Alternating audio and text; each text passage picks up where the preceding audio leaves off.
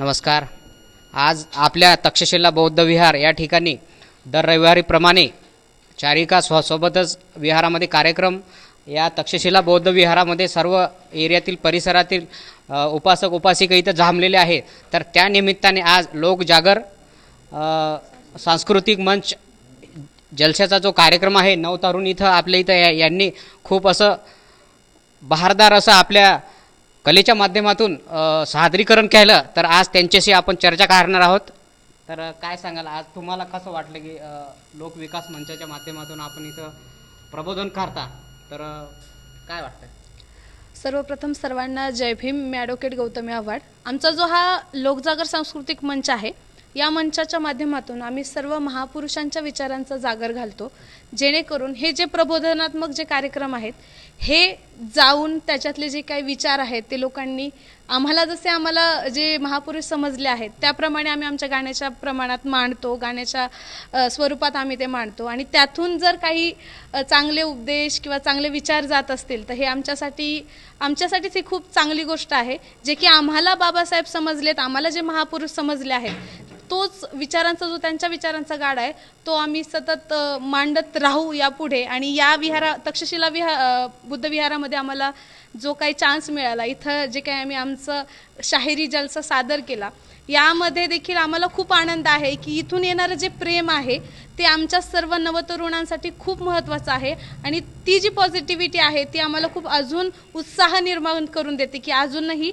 ही तर फक्त कामाची सुरुवात आहे, अजून खूप मोठा लंबा पट्टा आहे जो की आम्हाला असाच सुरू ठेवायचा आहे. आणि त्याच्यासाठीच हे जे काही प्रेम आहे ते आम्हाला खूप मोलाचं आणि महत्त्वाचं वाटतं. निश्चितच आज तुमच्या सादरीकरणानं तक्षशिला बौद्ध विहारातले उपासक हे निश्चितच असे इम्प्रेस आणि असे एकदम उत्साही झालेले होते. तर सर, काय सांगाल की आज प्रबोधनाच्या माध्यमातून तुम्ही जे कार्यक्रम घेताय, तर ही प्रेरणा कशी सुचली? हे प्रेरणा सुचण्यामागचं मूळ म्हणजे मिलिंद महाविद्यालय आहे. मी मिलिंद महाविद्यालयाचा विद्यार्थी आहे. तिथून नंतर डॉक्टर बाबासाहेब आंबेडकर मराठवाडा विद्यापीठामध्ये नाट्यशास्त्रामध्ये मी PG कंप्लीट केलं आहे. मिलिंदमध्ये गेल्यानंतर तुम्हाला चळवळ नव्यानं शिकायची गरज पडत नाही. बरोबर. बाबासाहेब आंबेडकर विद्यापीठामध्ये गेल्यानंतर तुम्हाला चळवळ कोणी शिकवायची गरज पडत नाही, सांगायची गरज पडत नाही. तिथल्या हवेत, तिथल्या वातावरणात तेच सगळं बीर उरलेलं आहे. आणि त्याच वातावरणात वाढलेला आम्ही पोरं आहोत. मिलिंदमध्ये शिकत असताना जे बाबासाहेब आम्हाला कळले, विद्यापीठामध्ये शिकत असताना जे बाबासाहेब आम्हाला कळले, तर दुसरी कुठली गोष्ट प्रेरित करण्यासाठी गरजच पडली नाही कधी. बाबासाहेबांचा विचारच एवढा मोठा होता की आम्हाला असं वाटलं की ह्या विचारामुळे आम्ही इथपर्यंत पोहोचलो आहे. म्हणजे कदाचित आमच्या 2 पिढ्या अगोदरच्या एखाद्या माणसाने विचार केला असता, म्हणजे विचार करण्याची खरंच शक्यताही नव्हती त्यांची की आमचा पोरगा विद्यापीठामध्ये शिकेल. विद्यापीठ कधी नाव ऐकलं होतं का माहिती नाही. त्यांचा वंशज आज विद्यापीठामध्ये शिकतो, ते बाबासाहेबांच्या त्या विचारामुळे. मग आम्हाला असं वाटलं की मी इथं येतो ह्या विचारामुळे, तर हा विचार अजून प्रचारित करणं गरजेचं आहे. हा विचार अजून मुळापर्यंत घेऊन जाण्याची गरज आहे.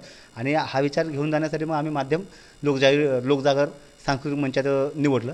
गाण्यांच्या माध्यमातून जर ही गोष्ट सांगितली तर 2 लोक जास्त ऐकायला येतात. देवपारला 2 मिनिट जरा जास्त थांबतात. आवाज ऐकला, गाणे ऐकलं तर लोकांचं ऐकण्याची मानसिकता अजून जास्त असते. म्हणून निश्चितच बाबासाहेब बी म्हटले होते की वामनदादाचं एक गाणं तर माझे 10 भाषणापेक्षा भारी आहे. बरोबर. तर त्याच आता तुमच्या इथं जे नवतरुण, आता तुमची किती जणांची टीम आहे? सध्या आम्ही म्हणजे ॲक्टिव्ह 9 जण आहोत. तशी आमची 15 ते 20 जणांची टीम आहे. पण सगळे विद्यार्थी असल्यामुळे सगळ्यांना येणं शक्य होत नाही. सध्या ॲक्टिव्ह 9 जण आहे आम्ही, जे रेग्युलर काम करतो सध्या. काय आव्हान करणार की तुम्हाला आणखी बाहेरगावी पण कार्यक्रम करायचे असतील तर तुम्ही? आम्ही एवढंच आवाहन करू की आम्ही जनतेचे कलाकार आहोत. आम्ही कुठल्या राजकीय पक्षाशी, कुठल्या संघटनेशी वगैरे आम्ही संबंधित नाही आहोत. आम्ही जनतेचे कलाकार आहोत आणि आम्ही जनतेलाच मायबाप मानतो. जनतेच्या जोरावर ही जर चळवळ पुढे घेऊन जायची असेल तर त्यामध्ये आम्ही आमचा खारीचा वाटा देऊ इच्छितो. त्यासाठीच आम्ही इथं आलेलो आहोत. तर आमची विनंती असेल की जिथं कुठं आमची गरज असेल, तुम्हाला वाटलं की इथं यांना बोलावं तर नक्की आवाज द्या. तुमची लेकरं समजून आवाज द्या, आम्ही नक्की येऊ.